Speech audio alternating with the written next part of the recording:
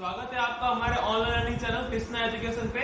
आज हम बात करने वाले हैं प्रश्नावली 16.4 के क्वेश्चन नंबर 8 के बारे में। इससे पहले के क्वेश्चन नंबर 7 तक और उसकी प्रश्नावली के जो हमारे बेसिक है वो हमने पिछले वीडियो में किए हैं, जिनके जो लिंक है वो मैं आपको आई बटन पे और डिस्क्रिप्शन में प्रोवाइड करवा दूंगा।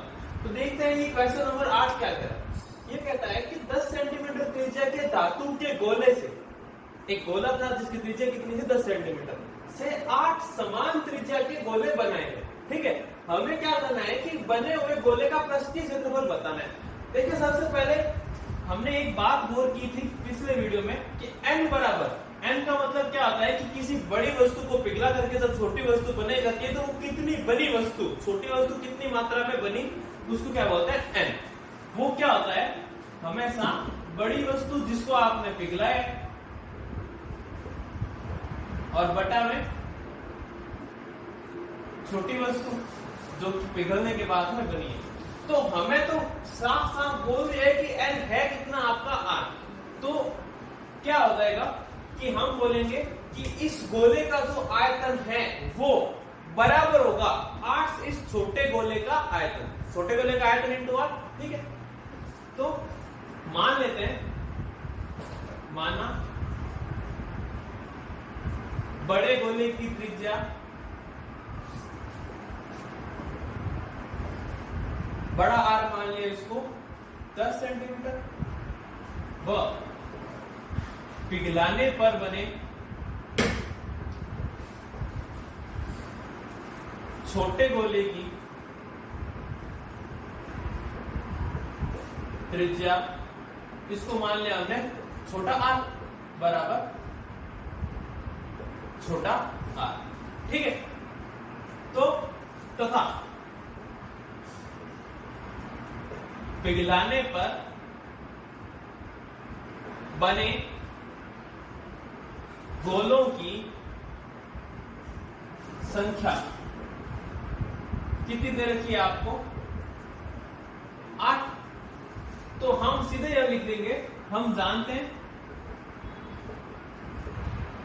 क्या कि ये जो बड़े गोले का आयतन होगा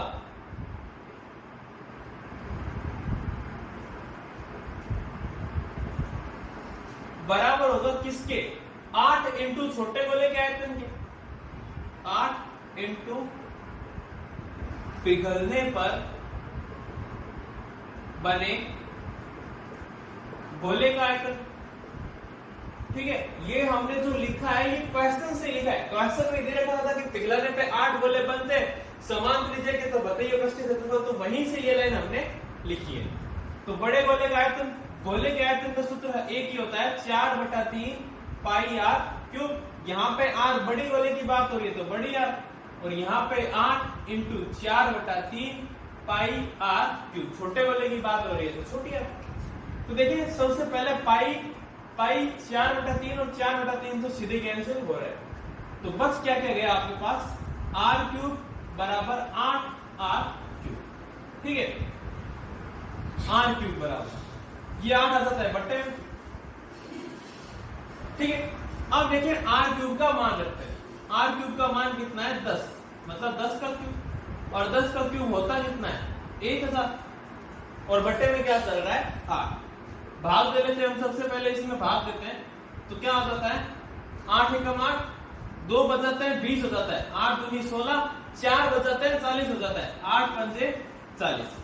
तो आर क्यूब का मान कितना आ गया 125।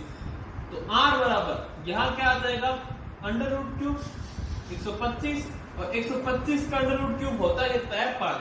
नहीं पता हो तो आप टुकड़े करके देख लें, इसके अपने गुणनखंड करेंगे तो 2 में इसका नहीं होता, 3 में भी चेक कर लेते हैं, 5 से 2 7 और 1 8, 3 में नहीं होता, फिर किस में आएगा 5 में। 5 का भाग देंगे तो कितना आ जाएगा 25, फिर से 5 का भाग देंगे तो कितना आ जाएगा 5 एक बार। तो अंडर रूट क्यूब का हमारा नियम क्या है कि 3 एक संख्या मिलके अकेली बाहर निकलती है, तो ये क्या आ गया आर, किसमें सेंटीमीटर में। ठीक है, इसमें पूछा था बने गोले का पृष्ठीय क्षेत्रफल, अभी तक क्या है ये बने गोले की त्रिज्या।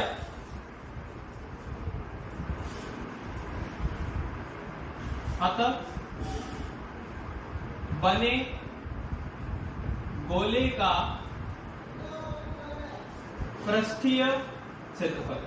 क्या हो जाएगा? सूत्र हमारा होता है 4 pi r square, 4 into pi into r square का मतलब कितना हो गया? 5 का स्क्वायर, 4 इंटू पाई, 5 का स्क्वायर कितना होता है? 25। देखिए हम पाई इसीलिए रख रहे हैं क्योंकि हमारे जब किताब में आप आंसर मिलाओगे तो यहाँ पाई लिख के छोड़ा हुआ है, तो हम भी क्या कर रहे हैं, इसको पाई में रख रहे हैं, वरना हम क्या कर रहे थे, इसको चेक। तो ये कितना हो जाएगा? 25 इंटू 4 100 और पाई का पाई। हमारा काम चल रहा है सेंटीमीटर में, तो यहाँ पे ये क्षेत्रफल है तो क्या आ जाएगा? Centimetre square. ठीक है, बात समझ में आ गई? तो ये क्या हो जाता है? आंसर। अब देखते हैं अगला सवाल। अब देखते हैं क्वेश्चन नंबर 9। तो देखिए क्वेश्चन नंबर 9 में क्या कह रहा है कि एक गोले का पृष्ठीय क्षेत्रफल कितना है? 5544 सेंटीमीटर स्क्वायर। तो गोले का आयतन बताइए। तो गोले के आयतन का हमारे पास में फॉर्मूला क्या है? 4/3 पाई आर क्यूब। भाई हमारे पास में आर नहीं है, आर नहीं है तो पहले क्या करेंगे, इस हमारे जो हमारे पास में डेटा दिया हुआ है इससे हम आर निकालेंगे। देखिए कैसे, क्योंकि गोले का पृष्ठीय क्षेत्रफल कितना दिया हुआ है? 5544। फॉर्मूला क्या होता है? 4 पाई आर स्क्वायर बराबर में क्या है? 5544, 4 इंटू 22/7 इंटू आर स्क्वायर बराबर में क्या है? 5544। आर निकालना है तो 7 तो आ जाएगा मल्टीप्लाई में, और 4 और 22 क्या आ जाएगा? गुणा में। ठीक है, तो अब हम क्या कर लेते हैं, थोड़ी बहुत जो भी काट पीट हो रही है उसको। सबसे पहले हम क्या करते हैं, 22 से इसको काटते हैं। तो क्या हो जाता है? 22 से कम 22, 22 गुना 44, यहां बच जाता है 11, और ये 4 के साथ में हो जाता है 114। तो 22 में जो हमें पता है कितना होता है? 110। तो कितने रह गए? 4, और ये क्या हो गया? 44। तो ये कितने आ गए? 254, 252। तो आगे देखते हैं, अभी भी इसको आगे काट सकते हैं। कैसे? 252 इंटू 7/4। तो क्या हो जाएगा? 4 6 24। उसके बाद में ये कितना बचेगा? 1 12 हो गया, तो 4 दिया 12, इंटू में क्या पड़ा है? 7। तो आर स्क्वायर बराबर, हमें निकालनी है आर, तो ये कितना हो जाता है? स्क्वायर उधर फेंक देते हैं, तो 63 इंटू 7। अब देखिए आप 63 इंटू 7 को गुणा करोगे तो हमें उसे हासिल नहीं होने, क्योंकि रूट का मतलब ये है कि हमें तोड़ना है। तो या तो आप 63 इंटू 7 करा लेते हैं, तो 63 इंटू 7 कितना हो जाएगा? 21 1 441। ठीक है, या तो आपको पता है कि रूट 441 का मान कितना होता है? 21 होता है, तो आपका तो सीधा आंसर हो गया आर का। और मान लो आपको नहीं पता है तो आप क्या कर लेते हैं? 63 के टुकड़े। अगर मैं 63 के टुकड़े करता हूं तो कितना आ जाता है मेरे पास में?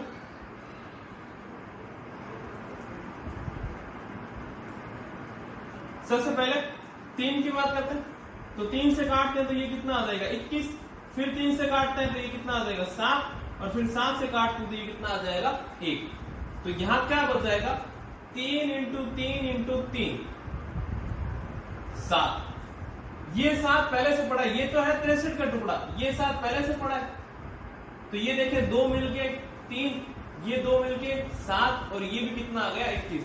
तो अगर आपको गुणा करने पे सीधा पता है तो वैसे करें, और आप अगर ऐसे निकालना चाहते हैं तो आप इस प्रकार निकालें, तो जैसी आपकी इच्छा है। ठीक है, तो हमारा कुल मिला के आर आनी कितनी है? 21 सेंटीमीटर। हमने आर निकाली है, इसमें पूछा गया था गोले का आयतन, तो गोले का आयतन निकालना है तो आ जाइए उसकी बात कर लेते हैं। गोले का आयतन फॉर्मूला क्या होता है? 4/3 पाई आर क्यूब। 4/3 का 4, पाई का मतलब कितना हो गया? 22/7। आर क्यूब इसका मतलब 21 इंटू 21 इंटू 21। ठीक है, देखिए ये कितना हो गया? 3 बार, और ये 3 और ये 3 भी आपके कट गए। तो क्या क्या बच जाता है आपके पास में? 4 इंटू 22 तो हो गया आपका 88, इंटू 21 इंटू 21 कितना हो गया? 441। इन्हें हम कर लेते हैं गुणा, ये कर लेते हैं। तो देखिए गुणा क्या होता है कि सबसे पहले 8 एकम 8, 8 चौक 32 का 2 आसन लगी 3, 8 चौक 32 और फिर से 3 उसमें जुड़ जाएंगे तो कितना हो जाएगा 35। इसी प्रकार ये सेम आना है, जोड़ लेते हैं 8, 8 और 2 10 का 0, आसन लगी 1, 5 और 2 7 और 1 8, 5 और 3 8 और ये 3 का 3। तो कितना आ गया हमारे पास में आयतन 38,808, 38,808 आयतन है। तो आयतन की हमारे पास में यूनिट कितनी होती है सेंटीमीटर क्यूब। तो ये आपका क्या हो जाता है इसका आंसर। ठीक है, हो गया ये सवाल। बढ़ते हैं अब हम अगले सवाल की ओर। आगे बात करते हैं क्वेश्चन नंबर 10 के बारे में। तो देखिए क्वेश्चन नंबर 10 क्या कह रहा है कि एक शीशे के ठोस फलकी की माप। अब देखिए ठोस फलकी का मतलब कुछ भी हो सकता है, वो बेलन भी हो सकता है, वो आपका शंकु भी हो सकता है, वो घन घना कुछ भी हो सकता है। लेकिन इसने आगे मैं क्या बात कही, क्रमशः उसकी माप क्रमशः क्या क्या है 66, 42 और 21, 3 अलग अलग भुजाएं। ये काम सिर्फ किसमें होता है हमारा घनाभ में। तो हमें क्या पता चल गया कि ये क्या है घनाभ। एक शीशे के घनाभ। अब देखिए लंबाई चौड़ाई उनसे किसी भी मानो कोई फर्क नहीं पड़ता है।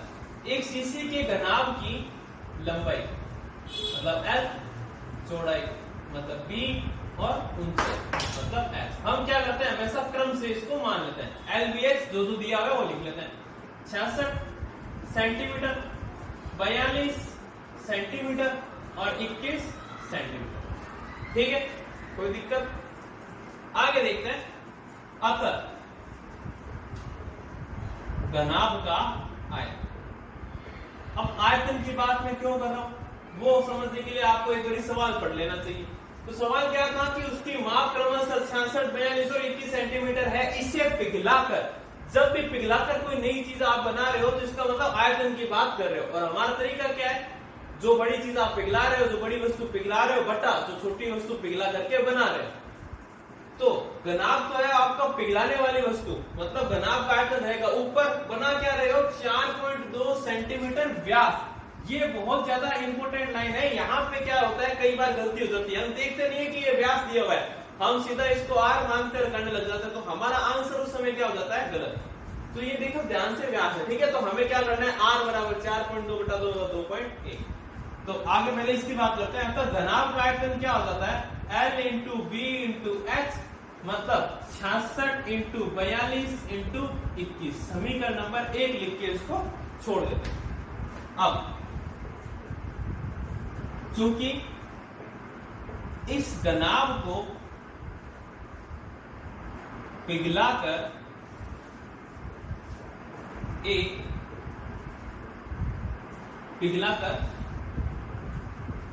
गोले बनाए जाते हैं,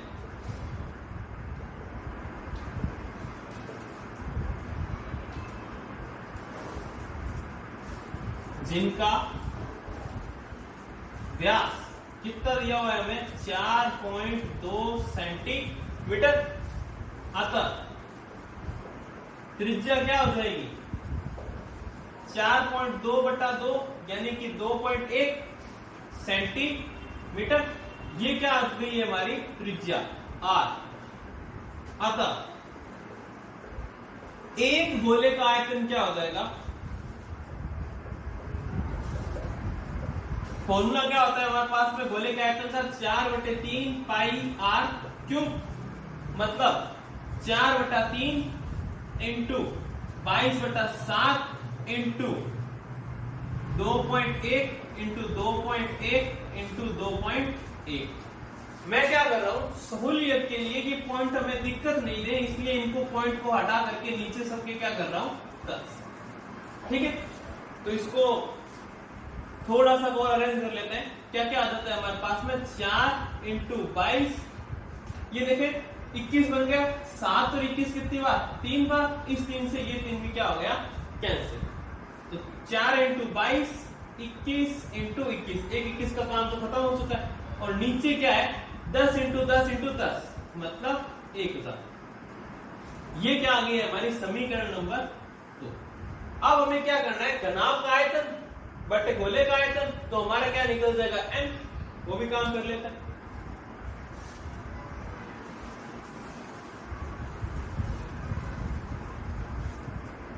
पहले हमें इसकी जरूरत पड़ेगी तो हम एक बार नहीं मिटाते हैं इसको। अब घनाभ को पिघलाकर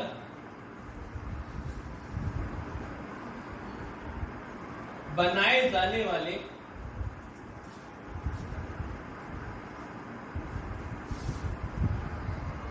गोलों की संख्या n बराबर क्या हो जाएगा, घनाभ का आयतन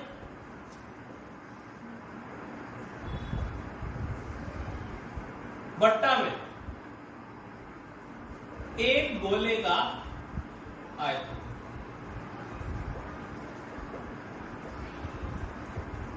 ठीक है, ये तो हमें पता है कि बड़ी वस्तु का आयतन बट्टे उसके द्वारा जो पिघला के बना रहे उसकी वस्तु का आयतन, तो बराबर में n चल रहा है।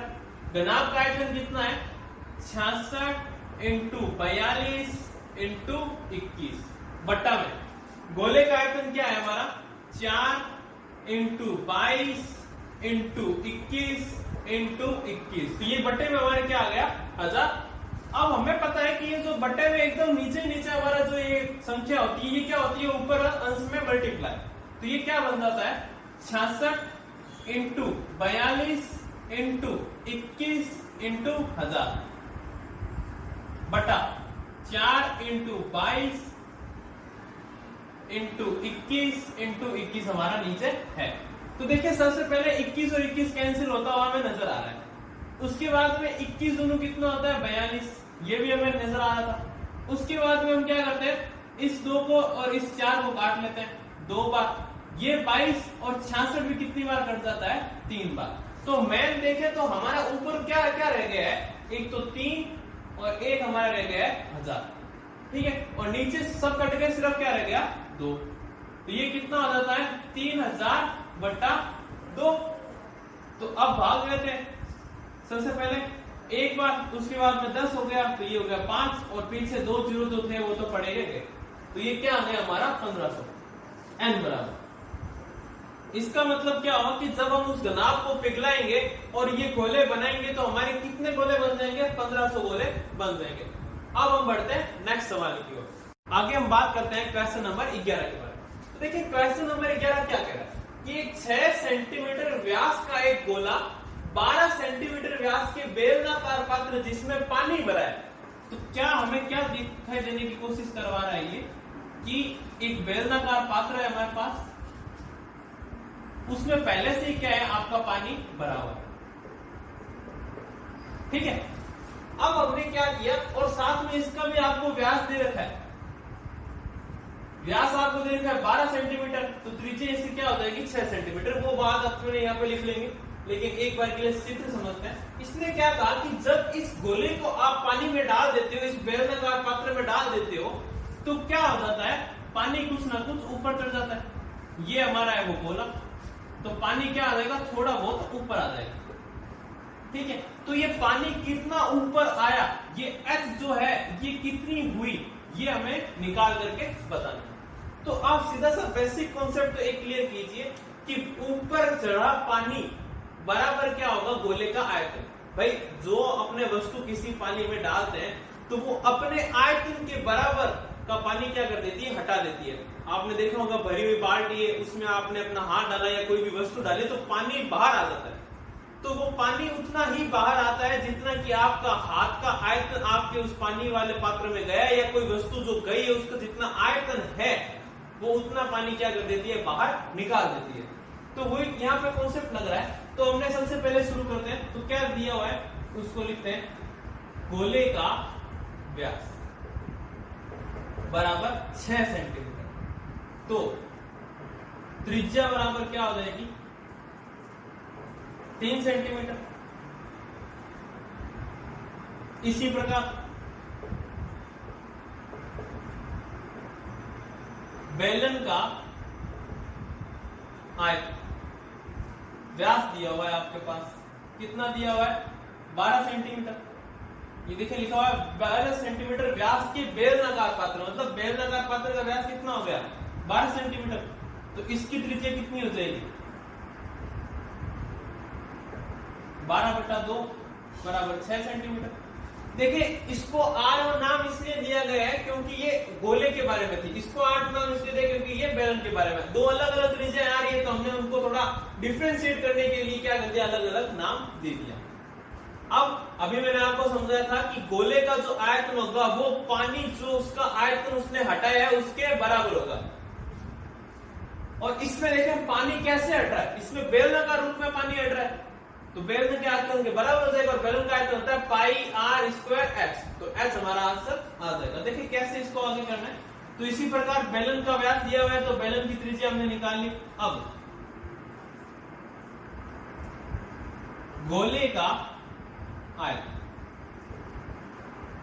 फॉर्मूला क्या होता है गोले के आयतन का, 4/3 पाई आर क्यूब, ये होता है फॉर्मूला। मतलब 4/3 और पाई को पाई रख लेते हैं क्योंकि बेलन के में हमें पता है पाई आर स्क्वायर आना है तो पाई से पाई कैंसिल करवा देंगे उस समय। आर क्यूब, इसका मतलब 3 × 3 × 3, ये देखें कैंसिल हो रहा है, कर दिया। 3 × 3 कितना होता है 9 और 9 × 4 कितना हो जाता है 36, तो ये क्या आ जाता है 36 पाई। अब हम निकाल लेते हैं बेलन का आयतन।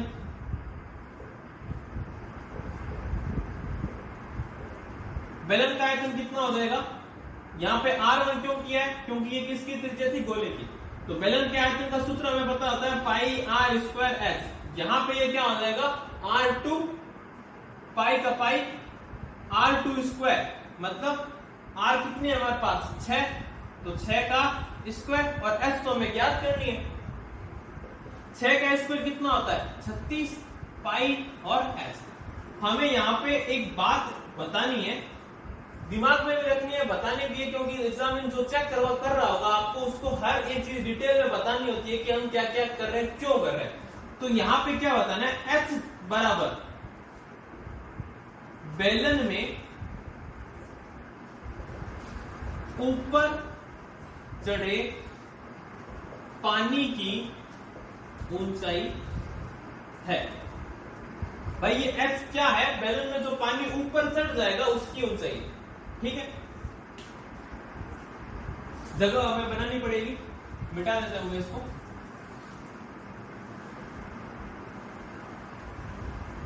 देखिए ये हमारे पास में क्या पड़ा है, गोले का आयतन, और ये हमारे पास में क्या है, बेलन का आयतन, ठीक है। तो अब हमें जो अभी तक बात हम समझ रहे थे उसी को हम यहां लिखेंगे। क्या समझ रहे थे कि चूंकि गोले द्वारा बेलन में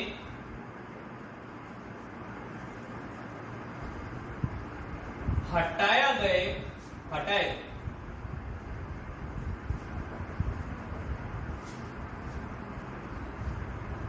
ये इस लाइन को थोड़ा और अच्छा कर सकते हैं हम, कैसे, सिंपल लैंग्वेज में अगर हम समझाना चाहे तो लाइन क्या हो जाएगी कि गोले का जो आयतन होगा, गोले का आयतन बराबर होगा बेलन में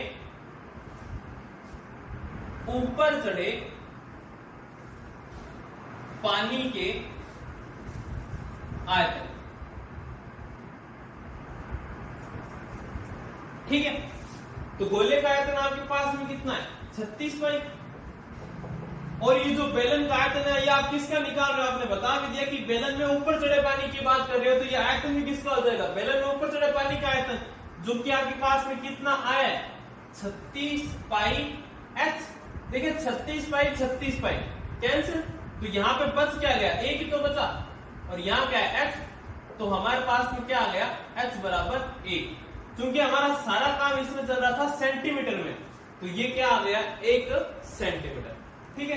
तो ये इसका क्या हो जाता है आंसर, मतलब ये पानी कितना ऊपर चढ़ जाएगा आपका 1 सेंटीमीटर ऊपर चढ़ जाएगा। तो आज के लिए इतना ही, वीडियो में अंत तक बने रहने के लिए आपका शुक्रिया। आपको अगर कोई दिक्कत आती है तो आप हमें कमेंट करके बताएं, वीडियो को लाइक करें, चैनल को सब्सक्राइब करें और अपने वीडियो को अपने साथ वाले दोस्तों के साथ शेयर करें। धन्यवाद।